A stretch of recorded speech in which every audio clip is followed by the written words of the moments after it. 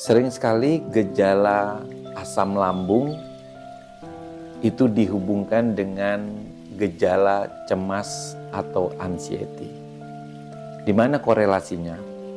Nah, sebenarnya cemas atau anxiety itu sering sekali terjadi karena antara pikiran sadar seseorang dengan pikiran bawah sadarnya itu tidak sejalan, tidak searah. Pikiran sadarnya kepingin menjadi A, tetapi pikiran bawah sadarnya tidak menginginkan menjadi A. Ketidakharmonisan ini, ketidaksejalanan inilah yang membuat seseorang mengalami rasa cemas, rasa takut maupun rasa khawatir yang berlebihan atau yang kita sebut dengan anxiety.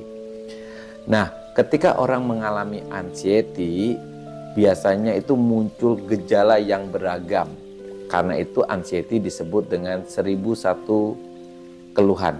Keluhan dari kepala kadang-kadang berupa rasa pusing, vertigo, sakit kepala, terutama belakang kepala, kemudian kaki tangan dingin, perut kembung, sakit ulu hati, dada panas, lemah badan, mulut terasa pahit, dan banyak sekali gejalanya. Nah, disinilah pentingnya bagaimana kita mengobati gejala asam lambung yang disebabkan karena anxiety. Kita perlu mengobati kausanya atau penyebabnya.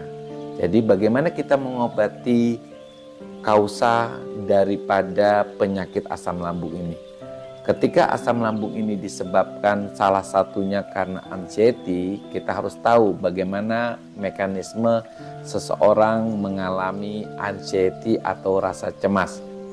Jadi kita harus tahu dulu, rasa cemas atau anxiety itu bisa terjadi ketika pikiran sadar seseorang itu tidak sejalan dengan pikiran bawah sadarnya. Contohnya gini, ketika seseorang kepingin maju, ya keinginan untuk bekerja, kebetulan bekerja di luar negeri misal atau di luar kota, ini misal saja, maka pikiran bawah sadarnya itu ada penolakan. Misalnya di luar negeri itu kan jauh dari keluarga, di luar negeri itu susah, nanti kalau sakit bagaimana. Nah, ketidaksejalanan inilah akhirnya memunculkan rasa cemas, rasa takut, dan ketika itu maka muncullah gejala fisik, termasuk salah satunya adalah asam lambung.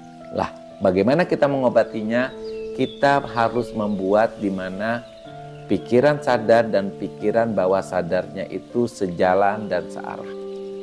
Atau kita sebut pikiran bawah sadar ini membentuk mental block pada diri seseorang. Nah, caranya begini, kita bisa melakukan berbagai macam cara.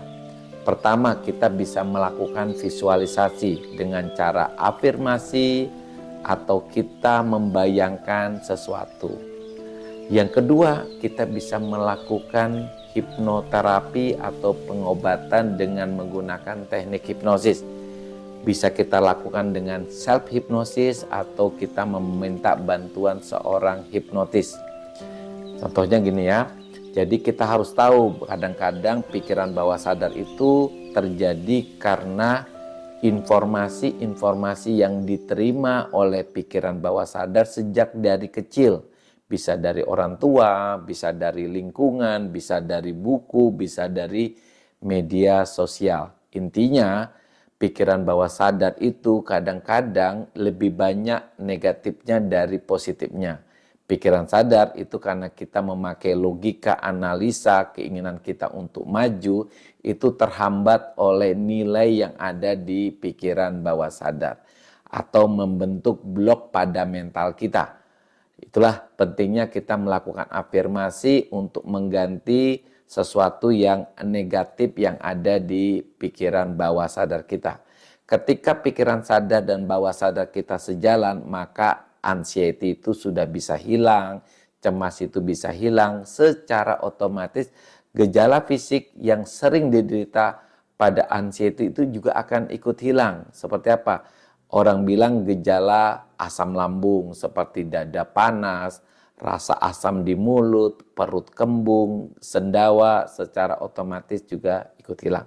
Oke rekan-rekan, inilah sering jadi masalah antara hubungan seseorang yang mengalami cemas, anxiety dengan gejala asam lambung. Jadi pelajaran dari hari ini obati sebabnya, obati anxiety-nya, obati cemasnya agar penyakit asam lambungnya bisa berkurang bahkan bisa hilang.